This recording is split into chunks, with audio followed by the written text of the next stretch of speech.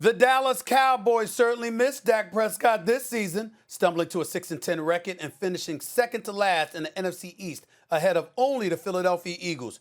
You heard Jerry Jones recently comment saying Dak has all the leverage in his ongoing contract negotiations with the Cowboys.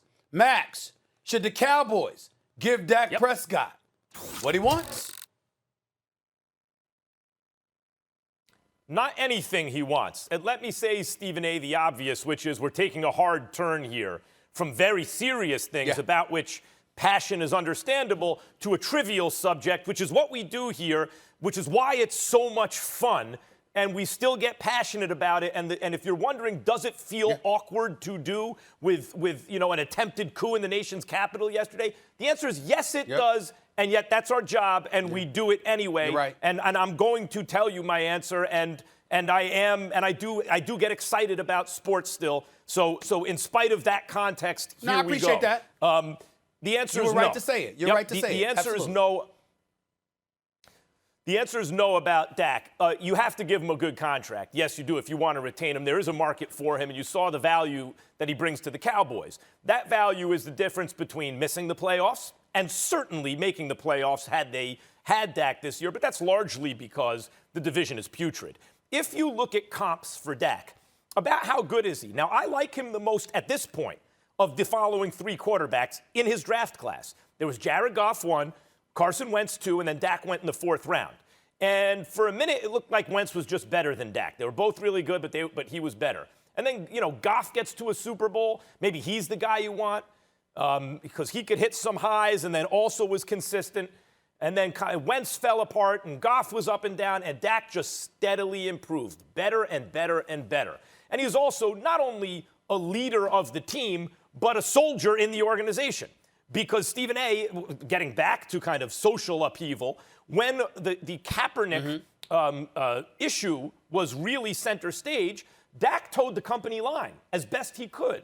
So he's both a great leader and a great soldier. And you would think that he would be rewarded for that. So he is in line for a big contract. But anything he wants? Stephen A., how's the Goff contract working out for the Rams? McVay won't even commit to Goff playing in the playoffs, even if he's healthy. I mean, how hard is it to say, look, if Goff is good, he's our guy. Walford's playing so well, a guy who couldn't stay with the Jets, that he might get a start instead of Goff? Carson Wentz lost his job. He lost his job. He's not the starter in Philadelphia anymore. He may not start again on a permanent basis anywhere, on an ongoing basis. So those contracts were disasters. Does that mean Dak shouldn't get that contract? No, he should. And he should get a better contract than the one he was already offered. He has a little more leverage now than he did then. But Stephen A., I'll remind you, had Jerry handed Dak that contract then, he'd have gotten burnt immediately. Dak immediately got hurt. And is he actually worth that percentage of the cap? Unclear. So just give him whatever he wants? No. Well, first of all, you and I respectfully disagree on this. Number one, if you're the Dallas Cowboys, you're a model of ineptitude. You're a moribund franchise as far as I'm concerned. All you're doing is stealing headlines. That's what you're experts at. You know what? It's scissor. You got the cheerleaders. You got the billion-dollar playpen known as Jerry World. You obviously got a strong fan base. You're worth about $5 billion according to Forbes. You are that dude from a business perspective if you are Jerry Jones and the star in the helmet and the star at midfield. Everything but winning football games you seem to be very, very good at as an organization. But when it comes to actually validating your stature as America's team, the bottom line is you're anything but, or maybe you are, because considering the way the state of affairs is existing in America right now, maybe we're mediocre, and that's why we need to get ourselves right rather than imitating somebody else like the Cowboys, or the Cowboys imitating you, because the Cowboys are mediocre. It's just that simple. That's number one. Number two, when you talk about contracts, Max Kellerman, let's take this thing into its proper context, okay? You talk about Carson Wentz. How do you like that contract now? You talk about Jared Goff. How do you like that contract now? Well, are the Saints complaining about Drew Brees' contract? No. Are the Packers complaining about Aaron Rodgers' contract? No. Are the Houston Texans complaining about Deshaun Watson's contract, even though they just finished 4-12? No. Is Kansas City complaining about Patrick Mahomes' contract? No. Just like you can give me guys who haven't lived up to the dollars, I can give you guys who have. And what I'm saying is, who am I going to bet my money on delivering? It's going to be Dak Prescott. Why? Because it's not just about what you're doing on the field.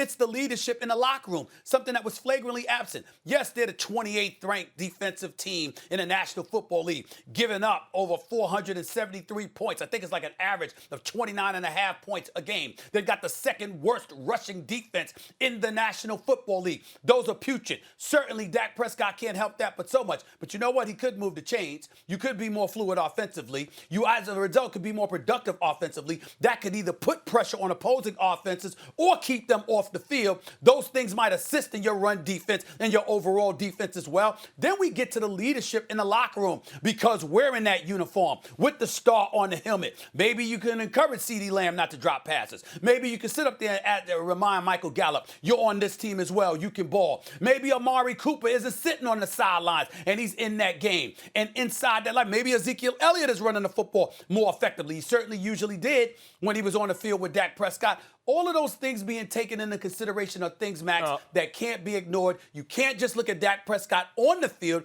You have to look at the effect his leadership has on the team. And I think that's what makes it worth his money.